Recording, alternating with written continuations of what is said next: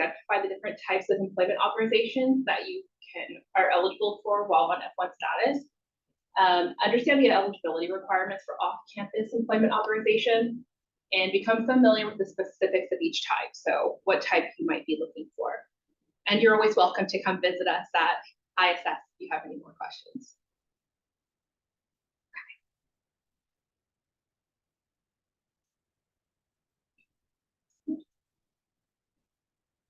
Okay, so for the purposes of F1, what is employment? So generally, employment is defined as providing a service to a person, organization, or company in exchange for compensation. So not only salary, but other forms of compensation like free room and board, which is why we generally recommend consulting with ISS before accepting employment, because even things like volunteering can be seen as employment in certain instances.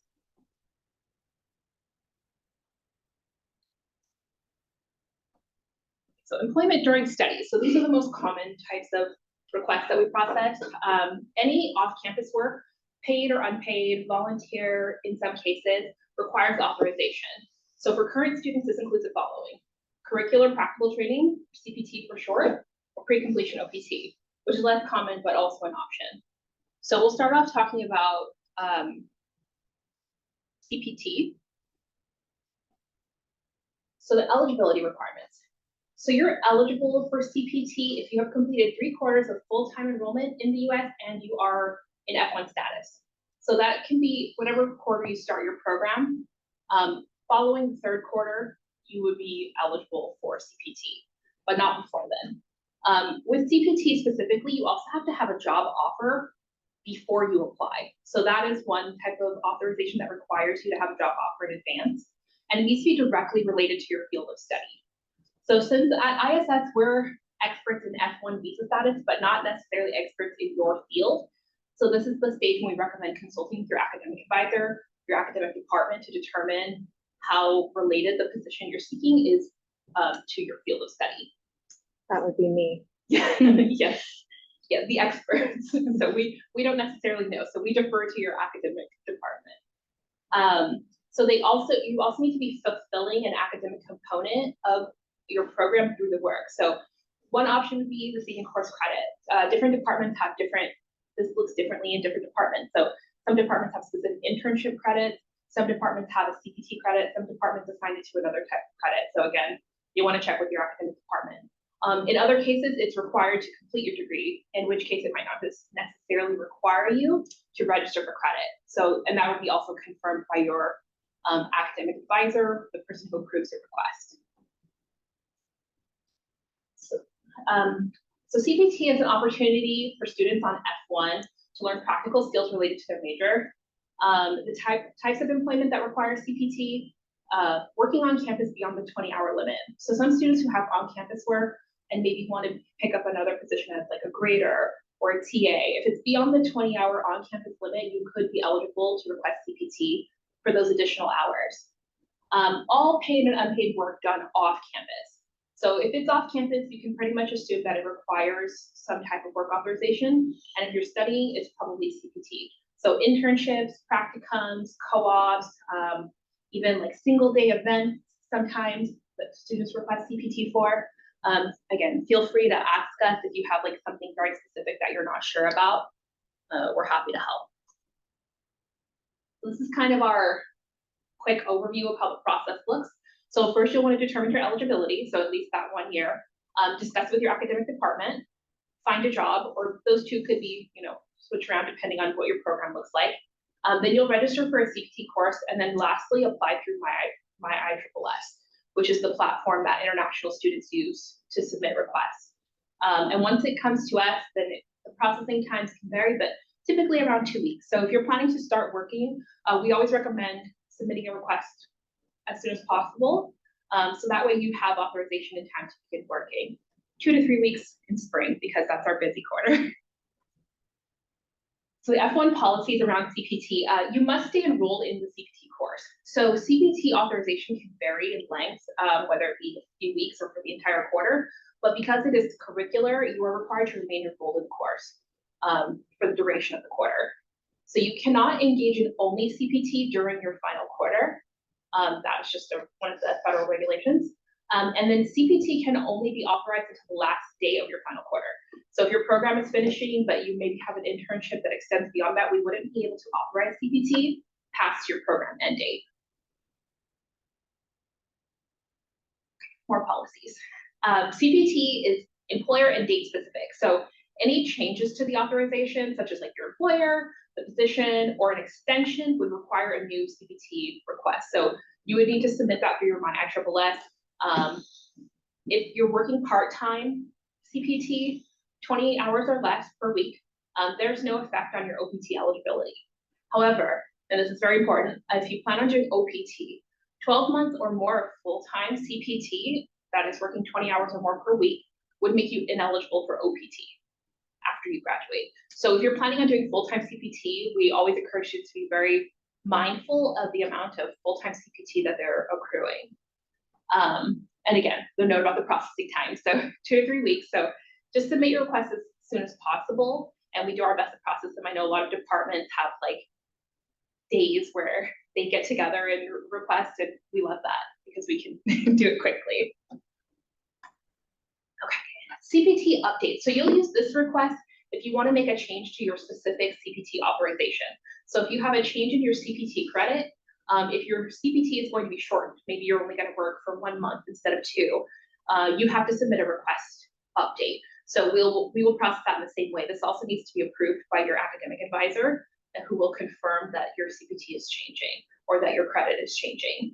We can't cancel a CPT authorization that's already started. So what we'll do is we'll shorten it to the day that we process the request. And if you're planning to extend a current authorization, you will need to submit a new request. Okay, what if I'm not eligible for CPT? So if you're looking to do a position that's still related to your major, but maybe not tied to the curriculum, your department doesn't offer that, there is the option for pre-completion OPT. So this is OPT that's used while you're still a student, when you have a training opportunity that's not eligible for CPT. So when you're actively studying during the academic quarter, you're only able to do part-time pre-completion OPT. CPT is approved by ISS, specifically it's internal, but pre-completion OPT is approved by USCIS.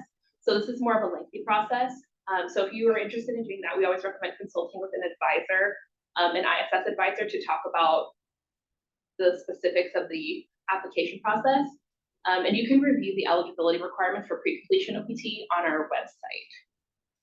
And another thing to keep in mind is, unlike CPT, like part-time CPT, pre-completion OPT does deduct time from your post-completion OPT allotment. All right, so employment after graduation. Post-completion OPT. So post-completion OPT is used after the completion of your academic program. So it's permission to work or train in the field directly related to your major. It's a maximum of 12 months, but you don't have to complete all 12 months. You would just have to request to end it early. And it begins after. So if you're finishing the spring quarter, I'm not sure if any of you are, the final date is the quarter is the 6th of June. I'm sorry, the 7th of June. So the following day would be the first day that you could begin post-completion OPT, depending on when you submit your application. The asterisk there being that graduate students in thesis or dissertation may have an exception to this rule, might be able to start OPT while still studying, as long as it's just a dissertation or thesis. Okay, so post-completion OPT eligibility. So you're eligible for OPT if you have maintained F1 status. Similarly to CPT, you need to have completed 3 full-time quarters in the US by the approved start date of your OPT. You haven't used post-completion OPT at the same degree level. So if you've already done bachelor's and you've done OPT, you wouldn't be able to do OPT again with a bachelor's, even if it's a new degree. And then last at the bottom, you have not used 12 months or more of full-time CPT. So this is the kind of the process for applying for OPT. And since this is a process that involves USCIS as well, which is the government agency that approves work authorization, it's a bit of a longer process. So you'll want to determine your eligibility, request an I-20 from ISS, which students are starting to do now. If you're graduating in spring, that application is open and available. And with that I-20, you'll file the form I-765 with USCIS. receive your EAD card, and then you can begin and report employment. So the timeline for OPT is kind of complex. We don't expect you to remember this, so again, feel free to reach out for clarification. But the earliest day to apply is 90 days before the end of your program. And then you can choose a start date that is basically the day after the final day of your program, and the latest day to start would be 60 days after your program completion date. So anywhere between B and C is when you can choose to begin working. And the time that your application is processing is not counted against you. You're eligible to remain in the US during that time period. Okay, so policies about OPT. It's approved by USCIS rather than ISS, like I mentioned, so it may take 3 to 5 months for approval.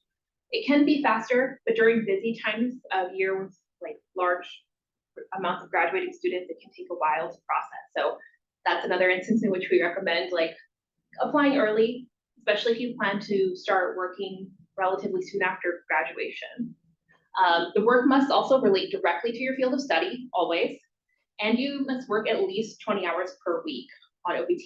So for the purposes of immigration, 20 hours per week is considered full-time. So when you report full-time employment, it can be a little confusing because when we usually discuss full-time employment, it's not 20 hours, but for immigration purposes, at least 20 hours. During the OPT year, those 12 months, you're allowed 90 days of unemployment, and that is cumulative. So you cannot exceed that, otherwise that would be considered a violation of your F1 status. So you'll want to be sure that you're always reporting your employment and that you have employment of some kind. Okay, so this is also a question we get asked a lot, and it's I heard STEM majors get 3 years of OPT. So there is the option for the STEM extension, which provides 24 months of additional OPT for students with a STEM eligible degree. So this is, you can apply for this towards the end of your post-completion OPT period. And there are additional requirements. STEM has some different reporting requirements as well as eligibility requirements. So if you've completed post-completion OPT or you're in the process of it and you want to know about STEM, you can come and talk to us at ISS. Okay, some other considerations. Finding a job, which there are lots of resources on campus that can assist you, including Handshake, UW Career and Internship Center, Department Career Services Units. That's also me. Nice. Yeah, a lot of students have luck finding work through their departments or with the assistance of their department. So that's usually the first place we refer students back to when you start your job search. Okay, and then this is also a common question that we get, is questions about sponsorship. So when completing a job application, you might have to answer questions about work authorization or sponsorship. So if you have CPT or OPT authorization, you do not require employer sponsorship. So those are authorizations through your F1 immigration status. However, if you are interested in pursuing different visa statuses, such as H-1B or permanent residency, like beyond post-completion OPT, you'll want to discuss that with your employer and consult an immigration attorney to discuss your options. Okay, and this is just thrown in because some students ask, but social security numbers. An SSN is issued to track earnings over a worker's lifetime. So this is not your work permit, but you do need an SSN for employment. So applying for the SSN looks different depending on what type of employment you have. So reach out to ISS for questions about that, but you can begin working with the SSN as long as you have the appropriate employment authorization. And then this is a QR code that has some of our future employment workshops. We have CPT and OPT specific workshops that we do, general employment workshops throughout the quarter. And we're always updating our events calendar, so feel free to pop in for one of those. They're usually virtual over Zoom, so you can just like listen in and hopefully get your questions answered there as well. Okay, so question. Anyone have me? That was a lot of information. It was. This is the reason why we wanted someone from ISS to come, is to give you the baseline understanding of what CPT and OPT is, specifically because that is for international students. So the internship specific questions, I can go through that in the next little presentation, but anything like legally with CPT and OPT, feel free to ask that right now. My friend is graduating this year and she asked me to ask this question. Is internships after your graduation can be counted as OPT if it is 40 hours internship?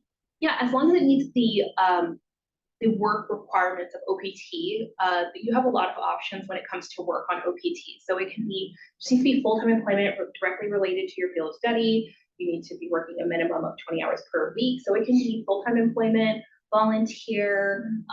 Yeah, there's a lot of options. Unpaid, paid. OPT is pretty broad about the types of employment that are allowed. Absa, I think I see your hand.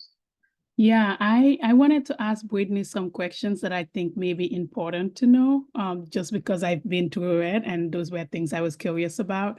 One is, how many hours or months of CPT can take away your eligibility for OPT? The other question I wanted to know was, if you have an on-campus job of 20 hours, are you still eligible to work off campus for a certain amount of hours or not?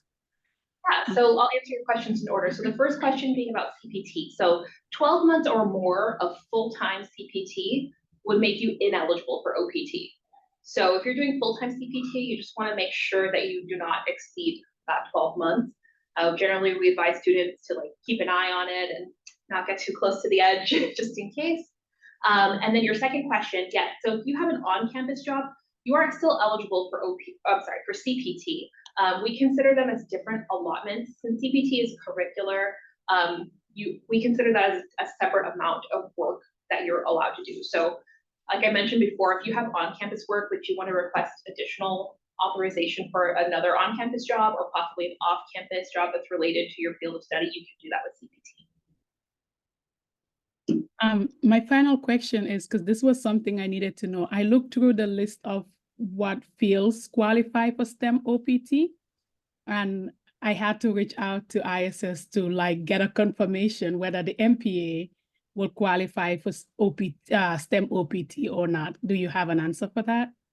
I don't have an answer. We actually refer to the list of zip codes provided by the Department of Homeland Security because it is long and we do not have them memorized, unfortunately. But if your zip code is on that list, then you would be STEM eligible. I can share that link as well, but it's what we refer to. We don't have an offhand knowledge of all the eligible majors though, because there are quite a few.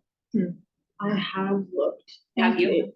Is it not? Okay, yeah. So it fully depends on the zip code that's assigned to the major. I wanted to clarify that. We are not eligible for STEM OPT. So that's Yes, I think that is helpful to know because that was something I had to ask about too. Yeah, it's a really long list and it's being updated constantly, but unfortunately not every department is eligible. Are there other questions that you all have? You can also wait till the end or wait till I finish my section as well. Any questions at this moment? Yeah. I'm not on F1 status, I'm on J1. And I know that there are some differences, but overall, I have to follow this procedure. So I have to request authorization at the International Student Services. So there's still a process of requesting authorization, but yeah, you'll want to check in with our J1 advisors for the details because it is different between F and J. We have J1 drop-in advising on Thursdays in the afternoon. So you can meet with a J1 advisor in person and discuss. I believe it's from 1 to 3 on Thursdays. Thank you very much. Yeah, of course. Other questions?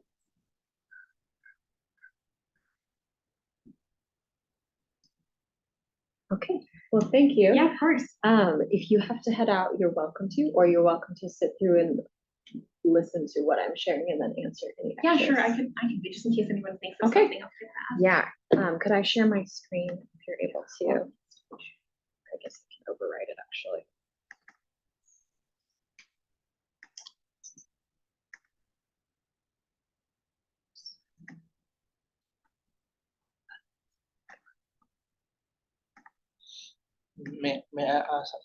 May I ask one question that not relevant with the OPT or CPT, Okay. just about the graduation requirement.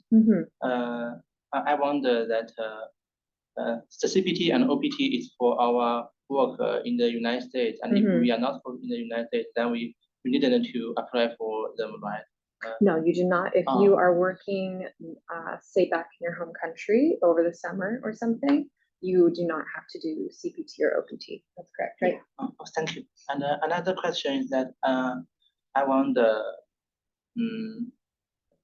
about the working experience requirement. Do we have any? Do our school have any requirement about what kind of work or internship we do? For example, do we need to finish some specific kind of job, or there are no limitation?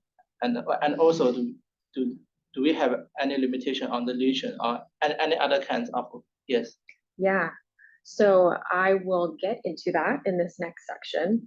So your question was, are there limitations to the types of jobs that you can do? So the answer is yes, technically. The reason is we want you to have a job that applies to this degree. So the graduation requirement, unless you have 2 years plus of professional experience related to the Master's of Public Administration, you could waive that.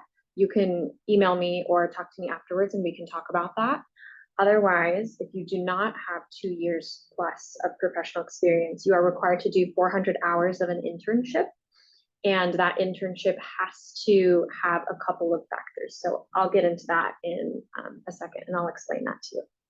Thanks very much. Okay, so I'm gonna just jump in so that the questions that you probably have, I might be able to answer. And then if I don't, then you can ask me afterwards.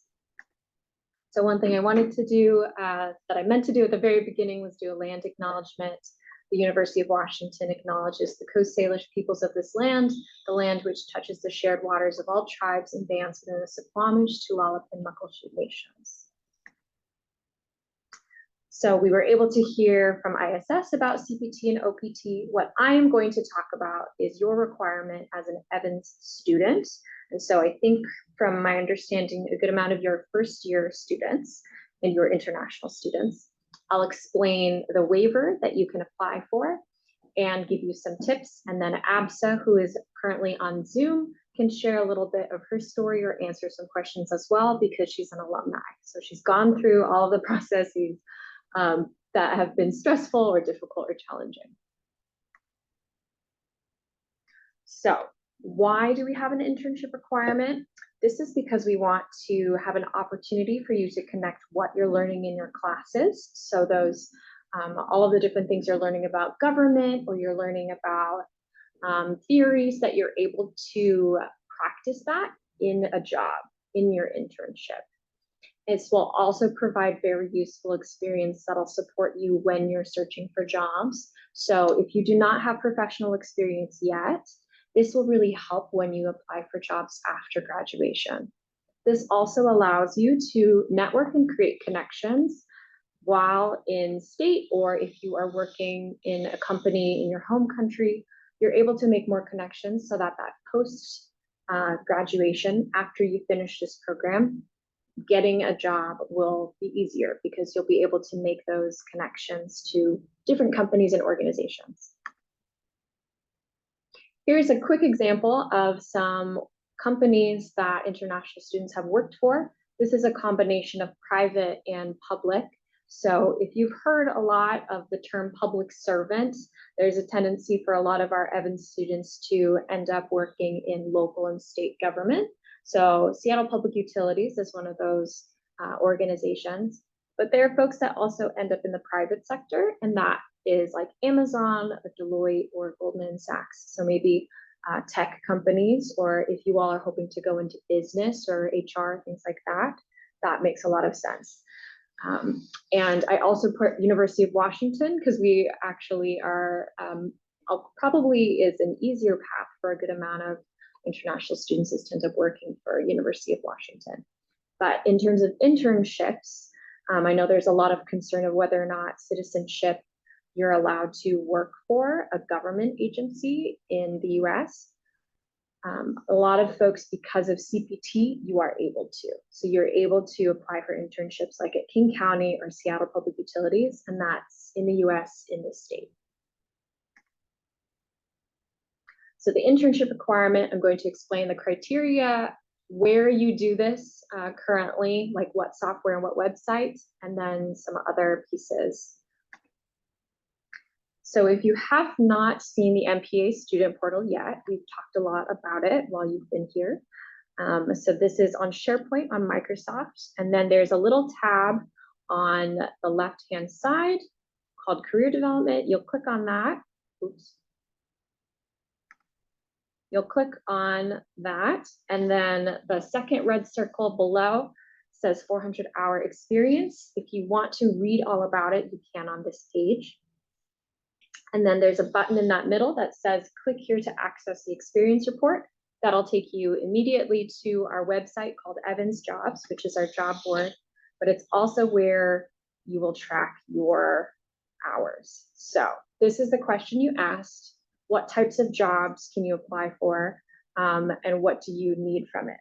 So these are the types of qualities. And so we say, if you have at least 3 to 4 of these skills that are connected to your degree, that internship can qualify. I'll share that a lot of jobs really do cover these pieces. So you don't have to work in government to have that internship count. If you say work in HR, like in a private company, that can work. I think a lot of it is maybe more administrative details. We'd love if it's having to do with, say, budgeting, or if you are doing stakeholder collaboration, which is really communicating a lot with, say, external partners or internal partners, program development, things of that nature. If you're nervous and confused and you don't know, you can email me and then send me the job description and say, does this count, before you go through the whole process, and we can talk that through. So I wanted to give you a quick moment to ask me some job titles and whether or not they would be approved or not approved. If you don't have any that come to your mind, I can just say some.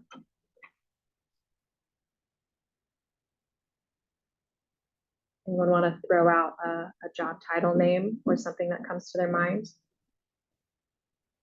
Program assistant. Program assistant, that would probably be approved. Like a capital company. Capital company? Yeah. What type of job title? Things like administrative assistant, that will likely qualify. Most titles that have the word analyst, that often will qualify. Internships that have to do with money, finances, if you are organizing like a program, that often qualifies. If you have to work with policies or rules of any sort, that often qualifies. Things that will probably not be approved is like a barista. So if you work at Starbucks, or if you are working like a retail job, so clothing. But say if you worked in the corporate side of those clothing companies, that might qualify. Again, if you're confused, just email me and then we can sort that out. What about event and marketing? Events and marketing is borderline. I think it depends. There are some positions that are, say, only social media. Like if you're a social media coordinator, I would say that I'd have to have a conversation with you to see if that has enough of those pieces. If it's marketing and events, I think you have a good amount of those things. It just depends on what type of role you have with that. That makes sense. What about business in banks, security companies, or insurance companies? Yes, those will likely qualify. Yeah, so business, banking, things of that nature. Great. That's usually the big question. Does my internship qualify?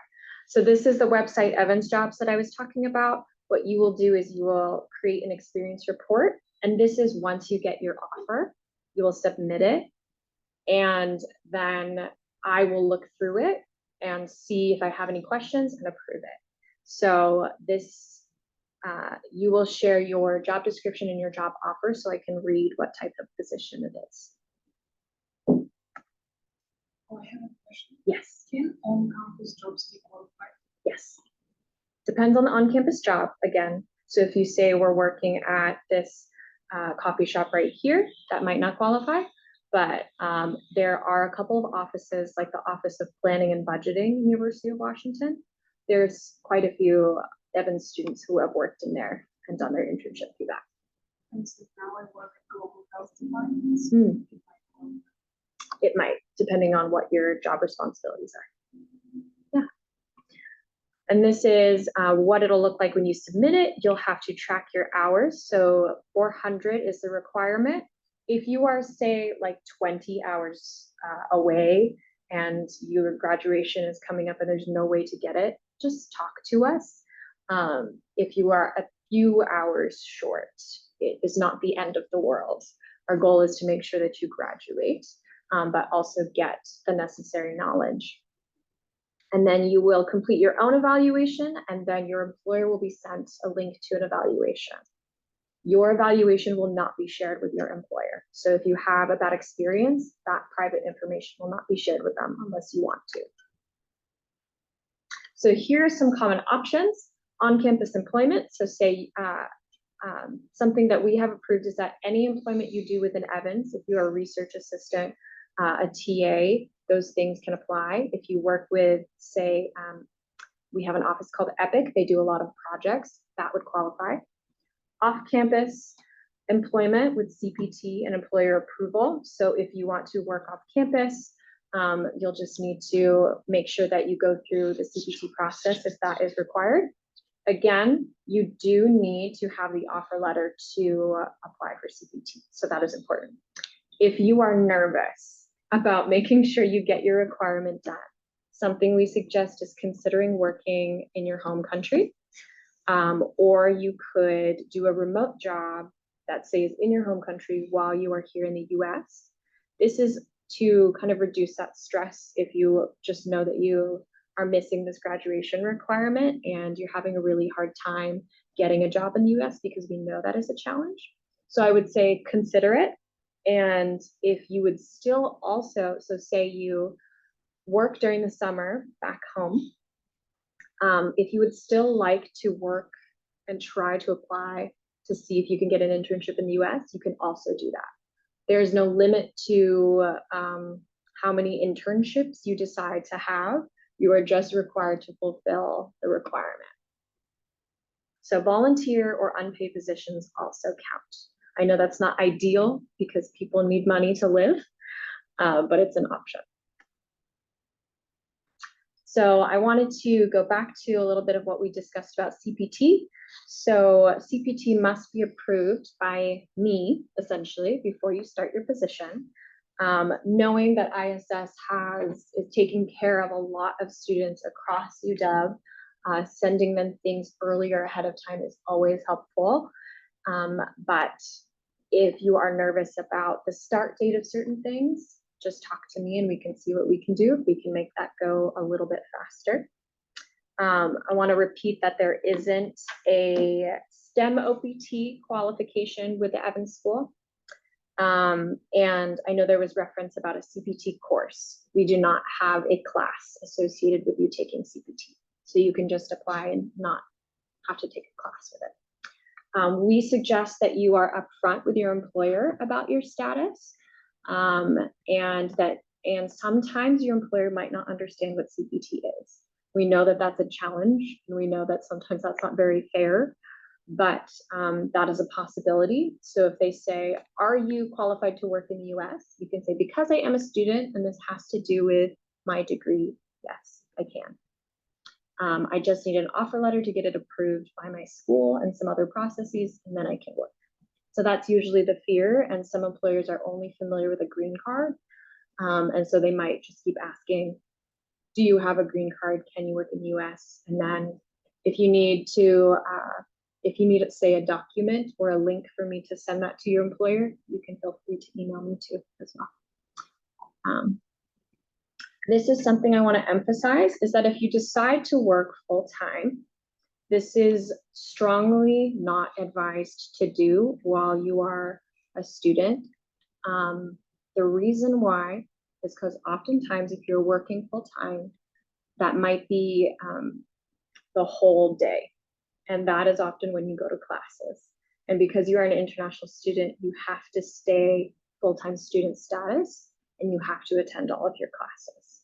So most of the time, full-time employment is not necessarily possible while during the school year. If you would like to do that, I would suggest maybe trying to do that during the summer. I have a question. Is it possible to kind of like gap for 1 quarter to do the internship, but like to move that quarter to the summer quarter? Is it a possible option? Do you know the answer to that about taking a gap quarter And just doing. for international students? So the gap quarter can be complicated because it kind of depends on what your attendance has been so far. So you're eligible for a vacation quarter after 3 quarters. So if you're eligible for a vacation quarter, you could potentially choose an alternative vacation quarter, something different from summer. But if you're not eligible for vacation quarter, then you wouldn't be able to, because you need to take a leave of absence, which will require you to be part of the US.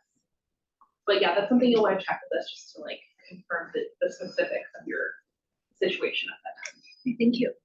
Yeah.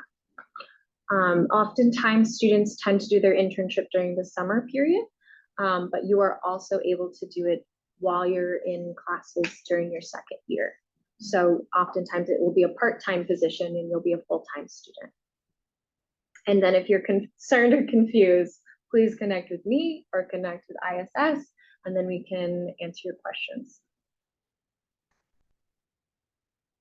So the waiver request, this is if you have experience that you think would qualify you to waive out, or say if something really tragic happens, like you lose a family member, or you lose your housing, or something really intense happens.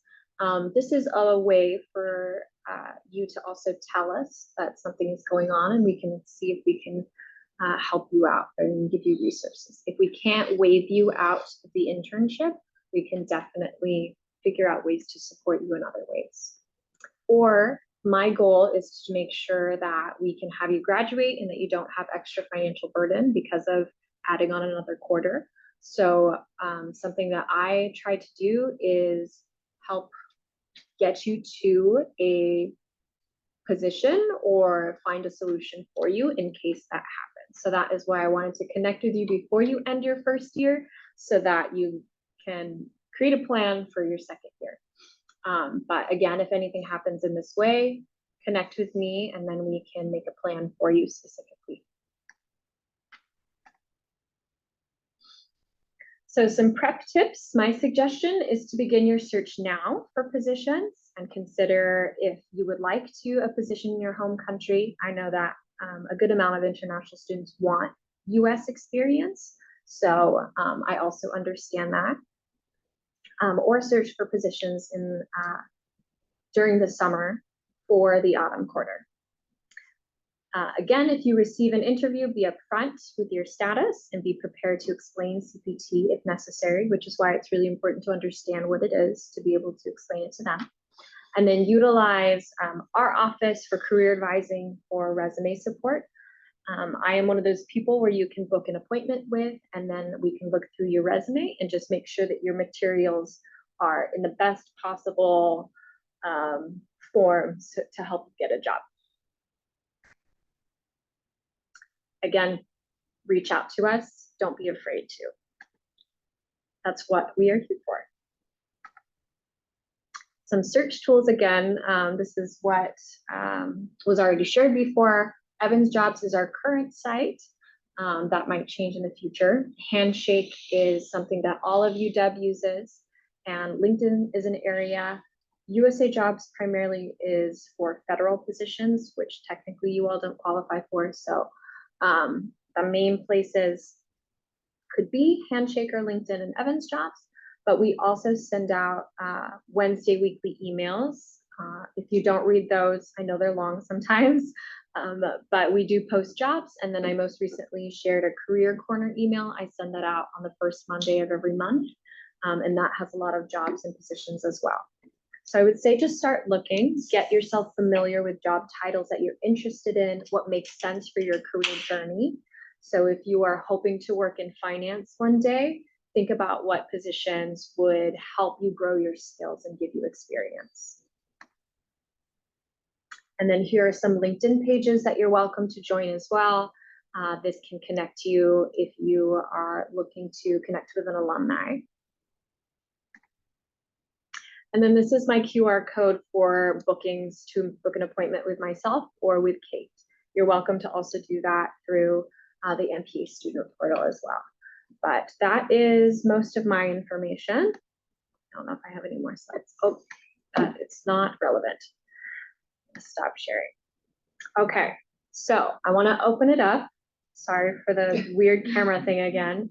Maybe I should put my screen back so it doesn't do that. Are there any questions now that I've shared that piece? I have a question. Yes. I've heard maybe we can just waive part of the 400 hours internship requirement. Is that Waiving part of it, so you mean only do some hours? no? I just mean with my formal experience. Mm-hmm. Like I've worked as an intern in a government for like a month, Mm-hmm. and I just waive kind of like maybe 80 hours for this. Yeah, it's circumstantial, so I just need to see your resume, and then I can tell you what you would qualify for. Okay, so I can waive part of the. Maybe. I can't guarantee that, because I have to read what it is on your resume, because the internship could be something maybe not related, or it could be maybe the responsibilities weren't graduate level, because that's what we want is graduate level. I feel like to add on to that, a lot of the internship appointments are 400 hours typically anyways, you know? Does that make sense? Oh, the time The period? time period.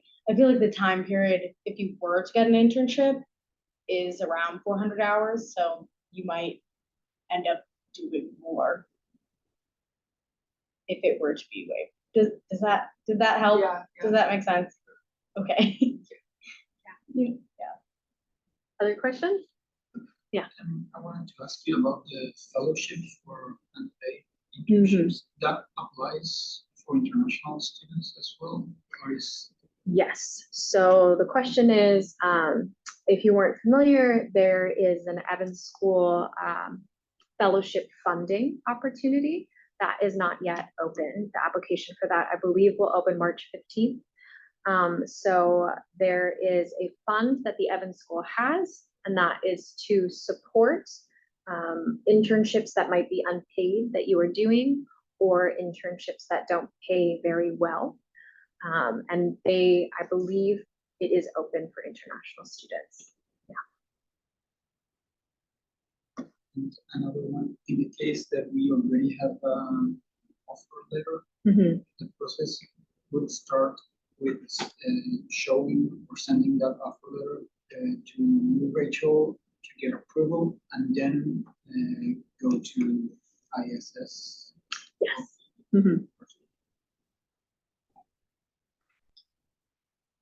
Other questions? I wonder when can we find a more specific requirement of our working record, such as our daily or weekly report or the company's sale or certifications. I wonder where can we find it? Just on the website in the slides or any other place? So you're asking where can you find the requirements that I listed? Yes, for example, how can we prove that we have finished our work, and how can we for example, how can we prove that our work is relevant with the MCA, with the analyze? How can we do it? So you're asking how can you prove that it qualifies? So when you submit it in Evans Jobs, so that website that I showed you, you'll be sharing your job description and your offer. So you're telling me that way you're proving that you did get offered this position. And then in the job description, I can read what types of responsibilities you have. So that way, the only thing is if the job description is if you are translating it, like say if you're translating it from Mandarin into English, because most of our staff are not able to read that, then we just need another proof to show, like with the logo or your supervisor's signature, just so that we know you're not making it up, you know? I want to believe the best about people, but also I think we want to make sure that this is a real internship. Yeah. Does that help answer your question? Yes, and yes, it's very beneficial. And another little question, very little question is, for example, about how can we record our working time? For example, about the 400 hours, do we just write, for example, that I start working at 8 and finish working at 5 p.m. or we need another proof and our company to write a paper and put a seal on it to make sure it. Yeah. So oftentimes in a job description or in an offer letter, they'll say how many hours a week you'll work, but you will track your hours, like I shared in the presentation. You will track how many hours you work a week. So when you click track hours, it'll give the dates that you'll work in a week and you'll put in how many hours. But on top of that, there's a chance that wherever you work, they will ask you to track your hours in a different system. There's a chance they might not, but what we just need to know is the week by week. So that might be like, say, 10 or 15 hours a week. Any other questions? Also, while we have an ISS advisor. What is the maximum amount of hours you can work During the break? Yeah. Are you referring to like with CPT or? Yes, for the summer, please. For CPT, it's the same. So if you're authorized for part-time CPT, you can work up to 20 hours per week. And if you're authorized for full-time CPT, you can work more than 20 hours per week. But what is the maximum? There's no specific maximum. It's really just within that range. So if it's more than 20, it'd be considered full-time. So you would just need to make sure that you have full-time authorization. And then as far as like on-campus limits, it's the same as the institutional policy, whatever the school policy is for on-campus limits during break. Other questions? Absa, would you be willing to share maybe like 5 minutes, a little bit of your experience finding an internship and employment? Sure. I have mostly worked on campus, so I'm not sure that makes much of a difference in terms of looking outside. I have explored options outside of campus, but most of my work was mainly on campus, so that's I don't think that's much of a help here. But when I graduated, I got invited to Interstride. Is it Interstride through UW? And I found the site to be extremely helpful, and I didn't understand why I didn't have access to it when I was a student, because they actually are pretty good at listing out organizations that are actually hiring international students and organizations that are doing work visa sponsorship as well for international students. So I would suggest that's a good site to look into and see like if students can get it. I felt like it would have been a much better use for me as a student than after I graduated, because there's a lot of stress that comes with finding something ready to transition to as a student. And I did look into options. I think for the most part, I settled for the job I got at the Evans School because I didn't really get much options outside of campus, which it is really hard for international students. Mainly because of our immigration status, and a lot of organizations don't fully understand how to navigate that with us, as well as not all organizations are able to accept international students. I think because there is an assumption around what it will take to have an international student, as well as what their interests are in terms of long-term employment for whoever they're hiring as well. So I think that is one side to look into and see if current students can access. I was surprised to get it after I graduated. I wish I had it before, but yeah, I'm happy to take any questions that anyone has. I have done OPT twice after my undergraduate and after my master's. For the OPT application, you kind of have to do it yourself. I don't know if that's clear from the presentation, but you have to like apply to a USCIS, and which you can do online. Sometimes the language in those applications can be a little tricky. If you don't understand, that's a place to connect with ISS and go to their info session and ask those questions. But yeah, I would say, yeah, do the application early. Sometimes I've had to wait a month before it gets approved after I've graduated. So within the 90 days that was shared, I would recommend really getting on it as long as the 90 days starts to tick, because the process at the USCIS end can take a little while. And that can add to a lot of stress, just waiting and not knowing when you're gonna hear back or when it's gonna get approved. So not waiting last minute is a great, great recommendation. But yeah, I will take any questions you have, but that's all I have to add. You have questions for Absa?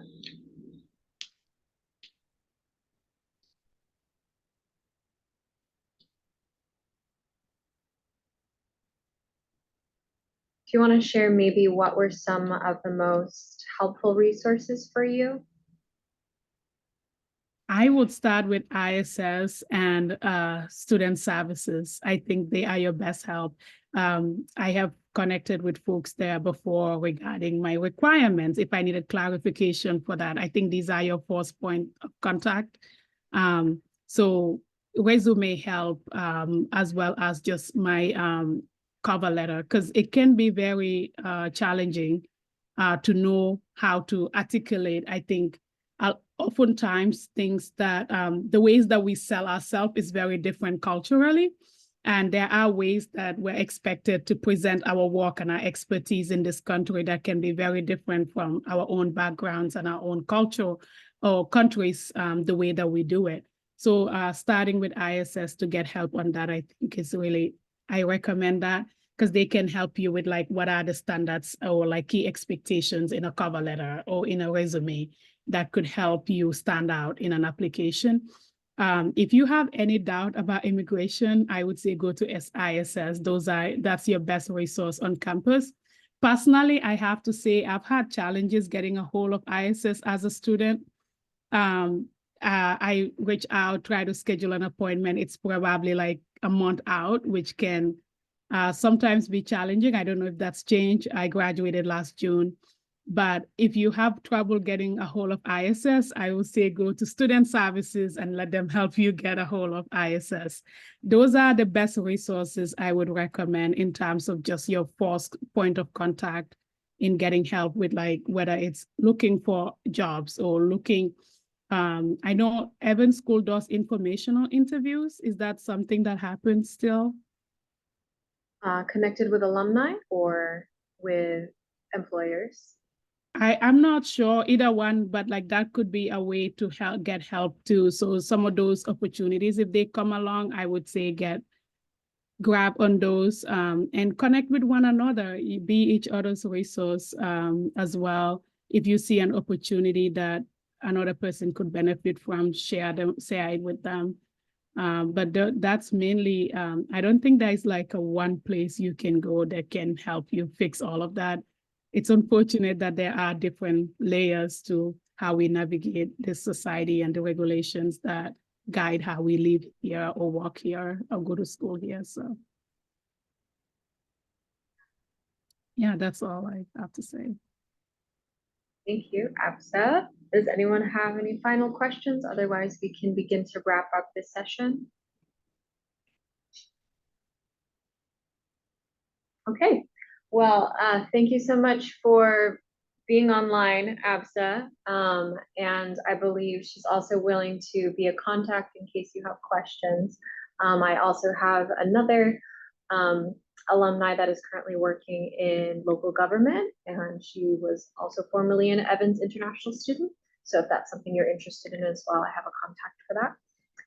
And also thank you, Brittany, for joining us. Yeah. We really appreciate it. Also, we've recently added new advisors to our team. So not quite as long of a wait. There was plenty of spots to drop in this afternoon, so there's chances to get in and meet with an advisor if you need to. Great. Yeah. And so I can hang around a little bit if people want to ask me questions individually, but that wraps everything up. So thank you for joining us. Thank you. Thank you so much. Yeah, Rachel has my contact. Feel free to email me or reach out anytime. But yeah, thank you. I will head out. Bye. Thanks. Bye.